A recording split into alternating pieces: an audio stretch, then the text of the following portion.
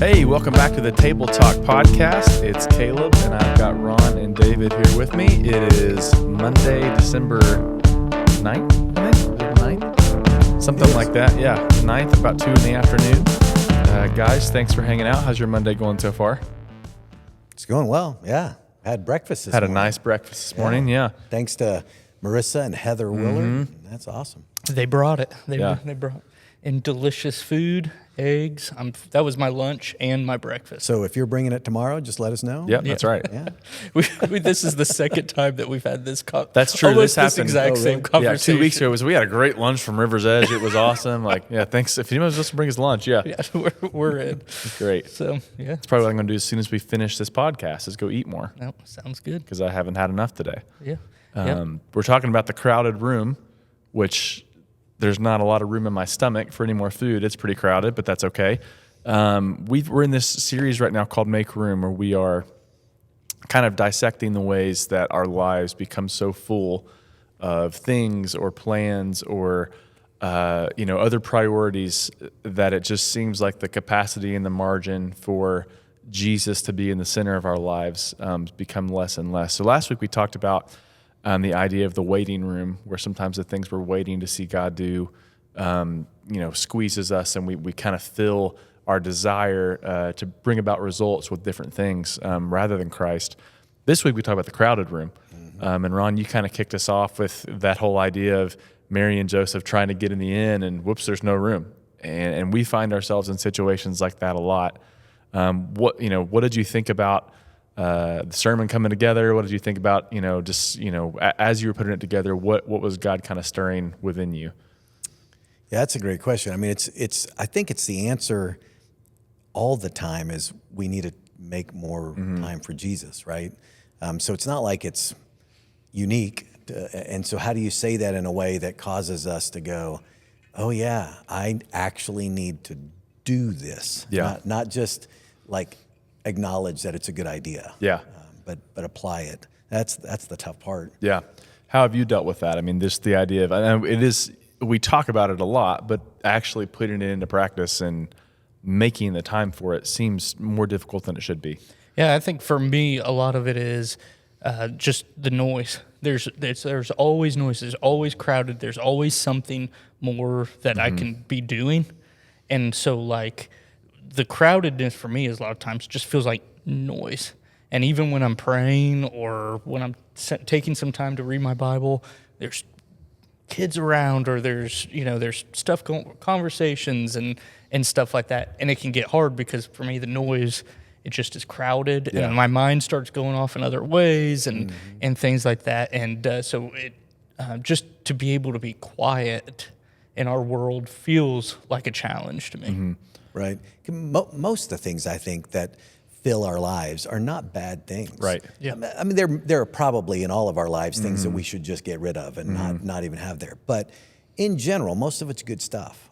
It's just how do you step back from all of that and find time to go, okay, even if it's my spouse, my kids, all good stuff, right? Service, all that. But then I need to step back and go, yeah, I need to be with Jesus.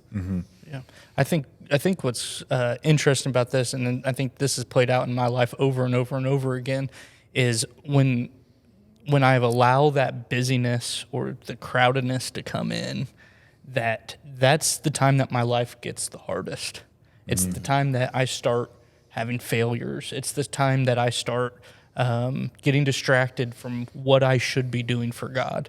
Like that, those are the times that I struggle the most, is when I'm not putting the first thing first. It should always be God first, and then everything else He'll work out. Even when it seems important, even when I think I've got to get this thing done, this thing done, it always gets done. There's always time for it, especially when you're putting Christ first. Yeah. Well, I think for me, that seems to be what is the most difficult part of a crowded room is just a crowded schedule. Most of the week, every week, I feel like I am running from thing to thing, place to place, task to task, person to person. And like you said, it's not all bad things. A lot of it's good stuff, but it is just the idea that we fill our calendars and our plans so much that it's hard to create that space. And I know, I mean, I don't have kids. You guys have kids. Your kids are kind of more grown up and in college and have moved on, married. But I mean, you have young kids that have dance and soccer and school and birthday parties and all that stuff. I know that adds another layer of complexity to, the idea of being in this crowded space. Yeah. Ron's on to grandchildren. Grandkids, yeah, that's right. Yeah. And kids want and need attention, right? And we want to make sure that they get that. But then that's one more thing that keeps us from spending time with Jesus. But what I will say this is you setting a precedent with your kids that I am taking this time, right, or grandkids or whatever it is, like them seeing you do that is really important. Yeah. It's the same thing with them seeing you worship on a Sunday morning, or them seeing you pray before a meal, or like I've always told people if what my kids can walk in and catch me doing is praying, it's like that's what I want them to be like, oh, Dad's randomly praying, or he's reading his Bible. Like that's what I want them to see and to remember. And I think those type of things can make a huge impact on their lives and teaches them this is what a healthy person looks like. This is what a healthy Christ follower looks like. Right. It also changes our attitude while we're hanging out with him. Yeah.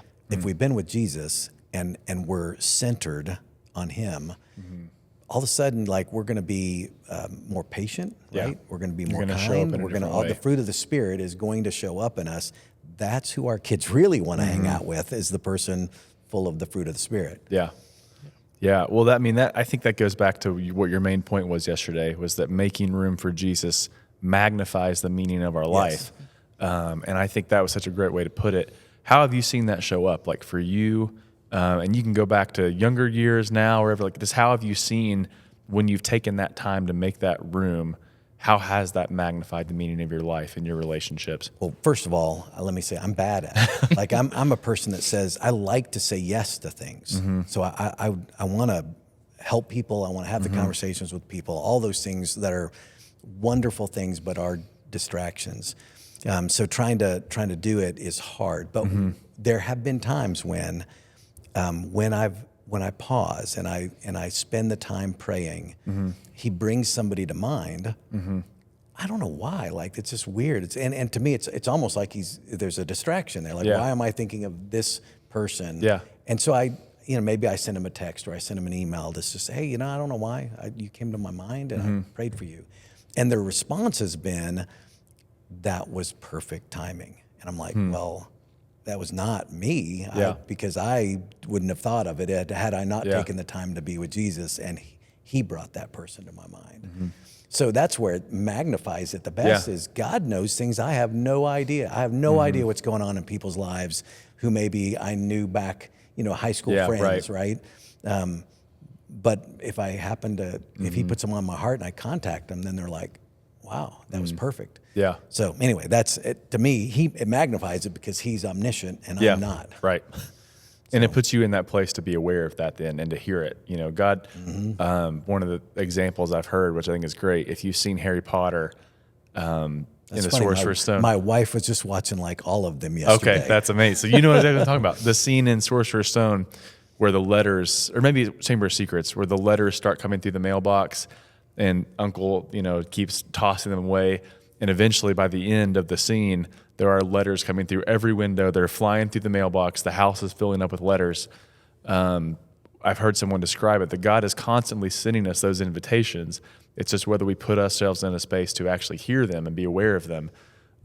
If we miss the message enough, he'll start sending them through the mailbox in a crazy way. But what you're saying is when we put ourselves in that position, we can hear them. We can see them. We can receive them. I'm not a Harry Potter guy, but Bruce Almighty is the one where he's driving behind the vehicle going, God, give me a sign. And there's all these signs on the back of the vehicle. You're like, he's giving us a sign. There. Yeah. Yeah, I think he also takes some weight with it too, because it changes why you're doing the thing that you're doing.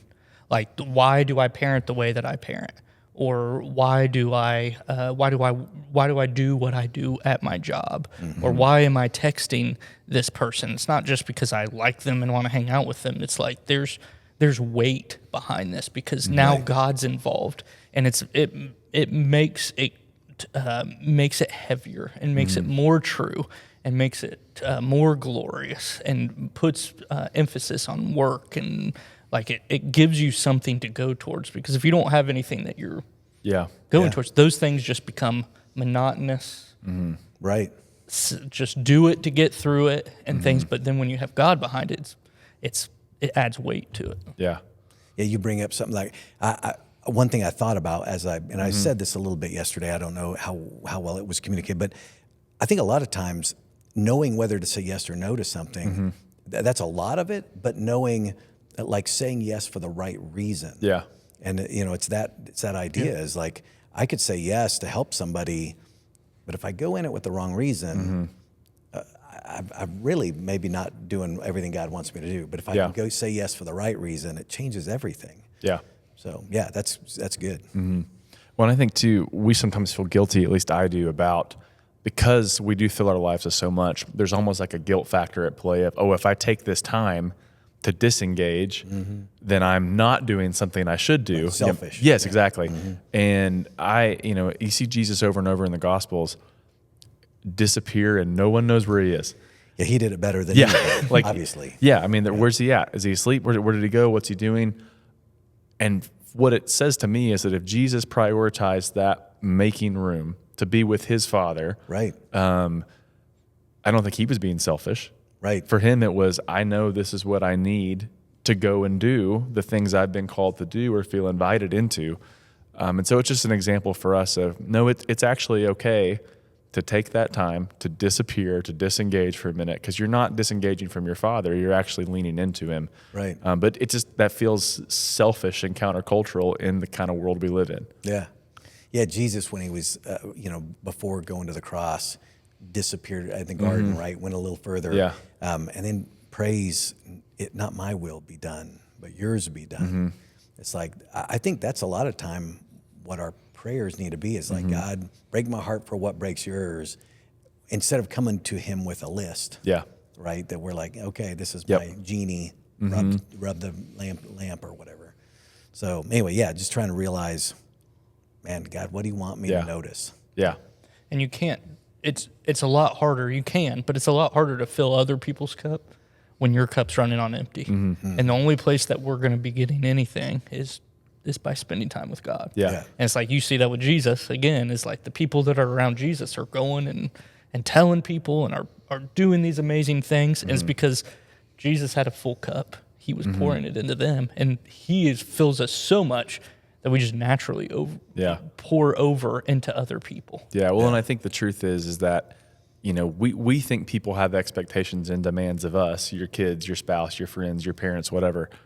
I think Jesus experienced more demand, and more people wanted Jesus than I think we could ever fully comprehend. And so for him, again, it's like that was where he was able to prioritize that connection, which then his ministry flowed out of. And for us, we talk about ministry or whatever, but it's so much more than that. It is your parenting, it is your marriage, it is your relationship with your coworkers, it is fill in the blank. It all has to flow from that communion with him. So speaking of that, and one of the things it's an action step you said yesterday was to take 10 minutes a day to pause.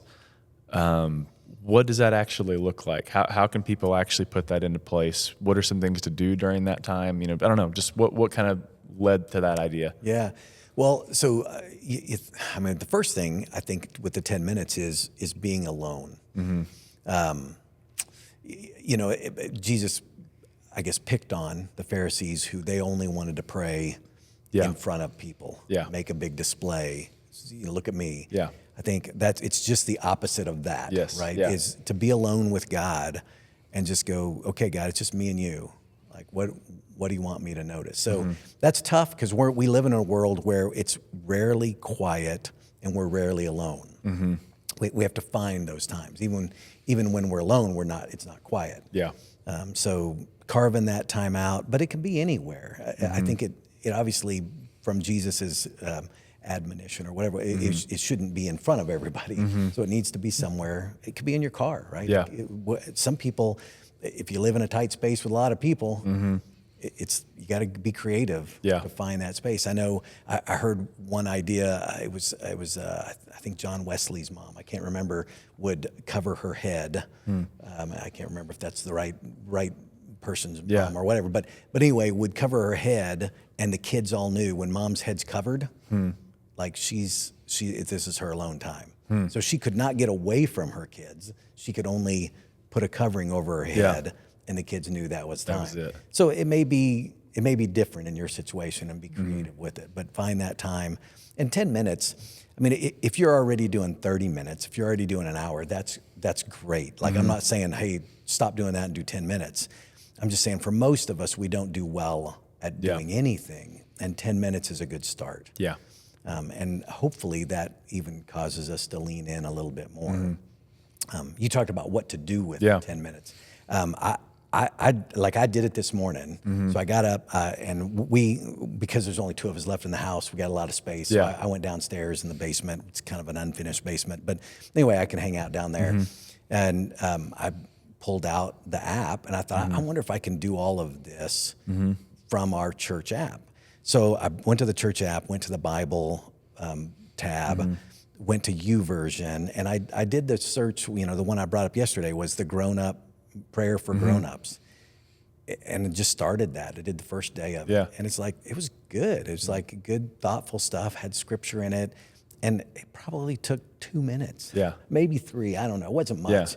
So then I went over to the global prayer, and I just okay. So I clicked on it, and it brought up Macedonia, and I was like, oh, cool, and it gave some facts. That's cool.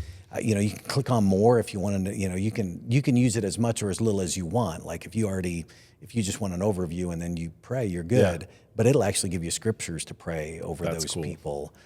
So I went through that, and then it has a button up. It has 2 buttons up at the top. One is done, and one is next. Well, I'm just so used to hitting next. I assumed that next is what I hit.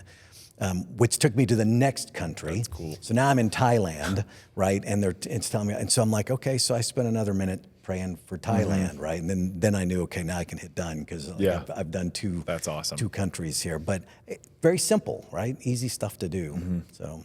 No, that's good. And it is. I think sometimes we overcomplicate it. We do. It doesn't have to be some grand display. It actually might be better if it's not. God works in very simple ways sometimes, and we're just engaging in that. It's really good. Yeah, one of the complex things I think that I've made the mistake of doing in the past is I'm going to read this whole chunk of scripture. Like I'm going to read through the Bible in X amount of time, right? In 1 year, whatever it is. And in those times, I find myself just checking a box. And that's not what you want it to be. Use whatever tools you can, but don't let it be just checking a box. Yeah, for sure. How about you? Yeah, I think especially when you first start doing something like that, 10 minutes is going to feel like a lot. Time. Right, sure. You're like, you go, I'm going to, even if you set your timer for 10 minutes, you're going to get 2 minutes into a prayer and go, still really, I still have 8 minutes left, because we say 10 minutes and it doesn't feel or it doesn't sound like a lot. But then when you're in a moment where you're quiet, and we're in a culture that is just constantly every 2 minutes you've got, maybe even less. If you're on TikTok or you're on Reels on Facebook or whatever, you're talking every 8 or 9 seconds. You've got something new right in front of you. Now you're taking those 8 or 9 seconds and you're going, I'm not going to have any of that for 10 minutes. And it's going to feel like a long time. But it's just like a muscle. It's a muscle, a spiritual muscle, where the more you do it, the stronger you're going to get at it. The more you're going to remember, hey, this person, I told them I was going to pray for them, and so I'm going to pray, and that prayer will get a little deeper. And then if you tell somebody else, I'm going to pray for you, then you start having this list that you can pray through and that you can think about them and stuff like that. And like you said, you don't want it to be a genie where you're going and saying, God, please give me this, this, this, and this. Make sure that you take time to work through it. There's all types of prayers that you can walk through. There's the pray. There's an acronym like praise, what was it? I can't. Oh no, I should have looked it up. Praise. Whatever. Anyways, Yeah. I could get that for anybody that wanted it. But it's like helps you. The last one's yield. I can tell you that. Nice. Which is just quiet time. Right. Yeah. But like, there's acronyms out there. There's tools all over the for sure. place. Dwell app. I've used that. There's all types of stuff that you can go and you can walk through, and it can help you. But the biggest thing is you got to make sure that you're actually taking that time. Yeah. And God will help you walk through it, and He'll help you use that time. And pretty soon, what I found is the more I do it, the more I want to do it. Yeah. And the more I miss it and stuff. And then the less I do it, the more days I go, I'm just so busy. I've got to get up this morning, get out of here. And then the weaker that muscle gets and the less I do it. Yeah, for sure. Just to throw one more resource out before we wrap up, one of the things that has been good for me is the Vanderbilt University, their divinity library has so many free resources online. They actually have the lectionary readings for every day posted on their website, and you can subscribe to that calendar. It'll download it into your calendar on your phone. So every day it says daily readings, Wednesday daily readings, Thursday daily readings. You can click on that. It takes you to Bible Gateway. Has all the scriptures there, has an audio version. I mean, it is just a very helpful resource. And if you're like me, you're on your phone a lot, that can be something where before anything else lists in the day, that's at the top of the calendar, daily readings. And so it takes you right to that. And it's just, you don't have to decide what you want to read. You don't have to decide. It's there. Right. And what I love about that is it takes you generally through an Old Testament, a New Testament, and a Psalm. And so it's just, and those readings build on each other. So it's been in Samuel lately, that kind of thing. So that's just something else too. But like you said, Dwell app, our app, there's so many resources there. It is just really, and as convenient as things are now, it's just a couple clicks of a button and setting aside that time. And there's a lot of guided stuff that's really helpful. So praise, repent, ask, yield. You got it. There you go. You got it. We did a whole series on that with children's ministry. I've said it 100 times. I do it a lot with my prayer, and I completely blank. I blank all the time. I think the one key thing is we're not good at it, right? It takes work. It's a muscle that you have to work at. I think what's cool is the disciples who hung around Jesus all the time, watched him go away to pray, saw the impact of it. They said, teach us to pray. Yeah. Right? They're like, surely they knew how to pray, right? Yeah. They're good Jewish people, right? They know how to pray. But they saw something different in the way that Jesus did it. And they said, teach us to pray. I think that's what we just need to ask Jesus. Teach me to pray. And I think that goes to the whole idea of being poor in spirit. Yes. Jesus says, blessed are the poor in spirit. If we approach not just prayer, but any spiritual discipline from a place of arrogance, or I've got this figured out, or I've got the market cornered on XYZ, that's a dangerous spot to be in. I love that. Teach us to. To me, that is that acknowledging my own inadequacy, but acknowledging also his authority and ability to guide me. And so, that has to be the posture we take through the whole thing. What do we got coming next week? What do we have coming next week? up? The open room. So we're going to room. look at both the shepherds and the wise men. And, just as a spoiler, the fact that the shepherds are in this clearing, right? They've, and this is part of their job, but they're in this clear space. They're not confined. They're not boxed in. They have kind of just said, we're just here with our sheep. And it's in that place that they're able to receive the message. And so for us, and same with the wise men, right? We don't know exactly what they're hanging around before, but they're kind of pursuing this. They're kind of creating space for the mysteries of the world. And it's in those cleared, open, expecting places where God can show up and reveal himself to us. And so really it is like, how do we make sure we're kind of maintaining that? And what are some of those spaces of clearing we can enter into? And the cool part of that story is that those are two groups of people that you typically would not expect to be at the Messiah's birth. So that part of it too is, as we're making room for God, God's also making room for us in the middle of our own inadequacies and sinful habits and brokenness. That's what's coming next week. Cool. That's good. I'm excited. Been a great series so far. It's been fun. So we'll pick it up next week, and maybe we'll have breakfast again next Monday. We'll see if anybody wants to take the challenge. So. There you go. So cool. Thanks, guys. Have a great week.